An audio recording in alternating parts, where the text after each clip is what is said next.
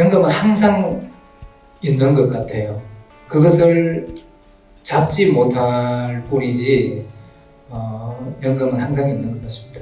어떤 영감을 어느 한순간에 떠올리는 것보다는 저 같은 경우에는 아주 오래전에 잡힌 하나의 이미지로부터 시작을 하는 것 같아요.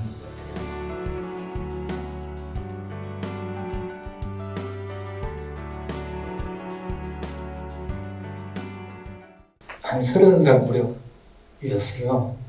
그 이전까지 그 무렵에 저는 경향신문사에서 근무를 하고 있었는데 수요일 저녁에 야근을 하고 이렇게 덕수궁길로 이렇게 퇴근을 하는 그 길에 정동교회에 예배가 아마 있었나 봐요. 그 교회 창밖으로 이렇게 불빛이 흘러나오는 걸 보고 여러 가지 생각이 드는데 문득 내가 뭔가 쓸 수 있겠다라는 그런 힘 같은 걸 느끼게 됐어요.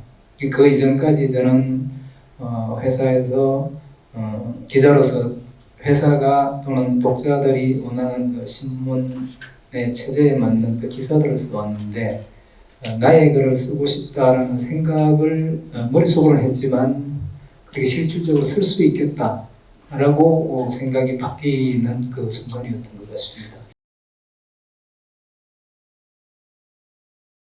AI와 인간의 내면적이고 심리적인 대결을 그린 스릴러 작품입니다. AI와 인간의 대결이라는 말을 들으면 우리는 얼핏 터미네이터라든가 우리가 할리우드 영화에서 자주 보는 무장한 AI 로봇 전사가 인간들을 말살시키는 그런 디스토피아를 상상하곤 하는데요. 전문가들은 AI가 그런 식의 직접적이고 폭력적인 방법보다는 훨씬 더 개인적이고 내면적인 방법으로 인간을 위협할 거라고 경고하곤 합니다. 우리 인간의 마음속에 있는 불안이라든가 의심, 그다음에 편견, 증오와 같은 그런 인간의 인식 체계의 불안전성, 그리고 취약한 인간의 심리를 자극해서 서로 공격하게 만들고 서로에게 해를 주게 만든다는 거죠. 안티사피엔스는 그런 상황에서 AI가 악을 학습했을 때 인간이 어떤 미래를 맞게 되는가를 상상해 본 소설입니다. AI가 우리 인간의 불완전한 인식과 취약한 심리를 학습했을 때 우리에게 어떤 일이 닥치겠습니까? 인간으로서 우리가 만든 AI를 잘 통제하고 그것을 관리해 나갈 수 있을까요? 그렇지 못하다면 우리는 어떻게 될까요? 안티사피엔스는 그런 질문들을 책을 읽는 독자들과 함께 한번 생각해 보고자 해서 쓴 소설입니다. 소설가가 되기를 잘 했다라고 느끼는 건 아마 매 순간인 것 같아요. 이것을 하지 않았으면 나는 이 세상에서 발을 붙이고 살 수 없었을 것이다 라는 생각을 해요. 이것이 아니면 별로 할 게 없었을 것 같아요. 소설가가 되기를 잘 했다가 아니라 소설가가 된 것이 나에게는 너무나 큰 행운이고 소설가가 될 수 있어서 너무 감사하다 그런 생각을 하고 있고요. 저는 아침에 거의 매일 똑같은 시간에 일어나서 똑같은 시간에 운동을 하고 똑같은 시간에 아주 작은 제 작업실로 가서 일을 합니다. 책을 읽기도 하고 쓰기도 하고 하지만 가장 많이 시간을 보내는 것은 지우거나 고치거나 하는 작업입니다. 그리고 그보다 더 많은 시간을 또 보내는 부분은 그냥 멍하게 앉아있는 시간을 많이 보냅니다. 굉장히 단조로운 하루를 보내고 있습니다. 너무나 단조로운 하루하루의 생활이지만 심심할 틈이 없어요. 그리고 작업을 할 때는 항상 혼자이지만 외롭지도 않습니다. 그것이 제 행복이라고 할 수 있겠죠. 글을 쓰시려는 분들께 제가 꼭 드리고 싶은 말씀은 그냥 쓰시라는 겁니다. 저 또한 마찬가지고요. 어떤 스토리를 생각한다거나 캐릭터를 완벽하게 또는 아주 멋진 캐릭터를 구상한다거나 구성을 어떻게 굉장히 꽉 짜인 구성으로 해서 긴장감 넘치는 어떤 서사를 풀어나가겠다거나 하는 것이 다 좋지만 일단은 쓰라는 것입니다. 무엇이 됐든 첫 줄을 쓸 수 있으면 마지막까지 쓸 수 있다라는 것이 제 생각입니다. 저는 젊은 시절에 마라톤을 한 적이 있는데요. 마라톤을 하면은 출발하지 않으면 결승선에 갈 수가 없어요. 가다가 중간에 멈춰버리면 결국 결승선을 밟을 수가 없습니다.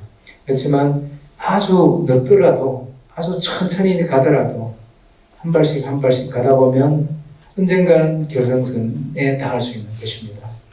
그래서 글을 쓰시려는 분들은 저는 어떤 글이든 써보시라.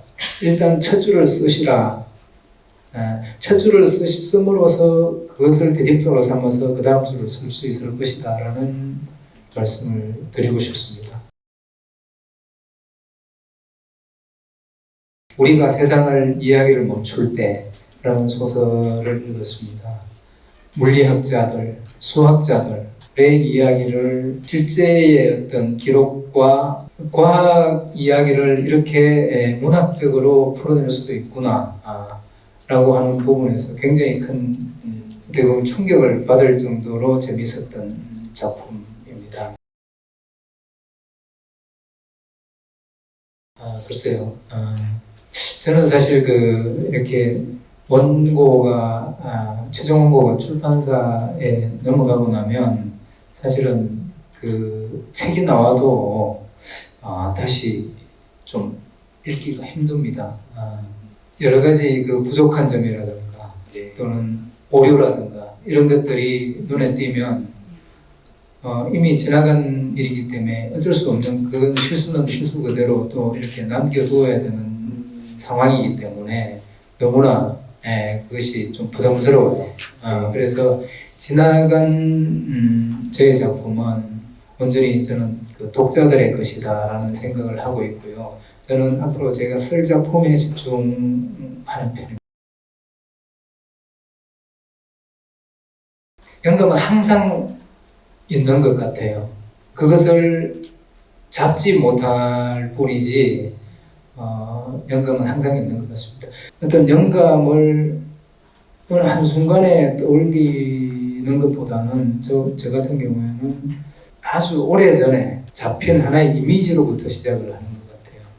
제가 바람의 화원이라는 소설을 썼을 때 맨 처음에 그 원초적인 그 아이디어의 시초는 제가 초등학교 5학년 때였던 것 같아요. 예전에 그 단호라는 담배가 있었는데 담배곽에 단호풍정이라는 신윤복의 그림에 나오는 그 그네 타는 노랑저고리에 빨간 치마를 입은 그 여성분이 그 담배곽에 그려져 있었어요. 저는 그 그림을 보고 그 여인이 너무 예뻐서 그냥 당연히 이 그림을 그린 사람이 여자라고 착각을 했었어요. 그래서 오랫동안 그렇게 알고 있었는데 중학교 가서 한국 풍속화에 대해서 배우면서 신윤복이라는 인물을 알게 됐고 그 단호풍정이라는 작품이 신윤복의 작품이고 신윤복은 남자였다라는 사실을 알면서 저는 굉장히 깜짝 놀랐죠. 그래서 신윤복에 대한 관심이 생겼고 그래서 굉장히 그 많은 자료들을 그때부터 계속 이렇게 그때는 소설을 쓰겠다는 생각은 없었죠. 단지 그냥 개인적인 흥미 그런 자료들이 축적이 되고 하는 과정에서 아마 바람의 화원이라는 작품이 나오지 않았나 그런 생각이 듭니다. 그래서 여러분들이 일상생활 속에서 좀 더 주의 깊게 상황을 관찰하고 사람에 대해서 더 탐구하고 하는 습관을 들이다 보면 영감이라는 것은 저는 언제 어디서든 올 수 있다는 생각이 듭니다. 또 써야 될 작품에 대한 또 스포일러가 있는데요. 사실 말씀드렸듯이 매 순간 그것을 영감으로 잡으려면 매 순간에 어떤 영감은 있는 것 같습니다. 그렇지만 그것이 과연 또 작품이 될 수 있느냐는 별개의 문제겠죠. 작품이 되려면 제가 초등학교 때 그런 생각을 하고 제가 거의 마흔이 넘어서 바람의 화원이라는 소설을 썼듯이 그 사이에 그냥 그 영감을 느끼고 가만히 있었던 것이 아니고 어떤 실타래에서 시 이렇게 연결이 되듯이 그 주제에 대한 그 어떤 영감에 대한 그 자료들을 계속 저는 모았고 그때그때 그것들을 필요로 할 때 스터디를 하고 또 자료를 모으기도 하고 자료를 선별하기도 하고 그러는 과정에서 캐릭터들 그리고 그것이 어떤 식으로 풀어져 나가야 할 것인가에 대한 작품을 만들기 위한 영감을 수시로 계속 쌓았던 것이죠. 그래서 이게 작품이 될 수 있었던 것이지 영감만으로 되는 작품은 없다고 생각합니다. 그 영감을 잡았다면 그 영감을 진짜 씨 한 톨 같은 건데요.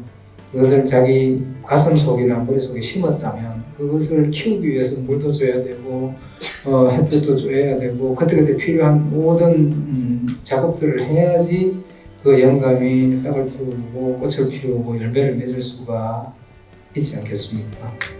네, 저는 그렇게 생각합니다.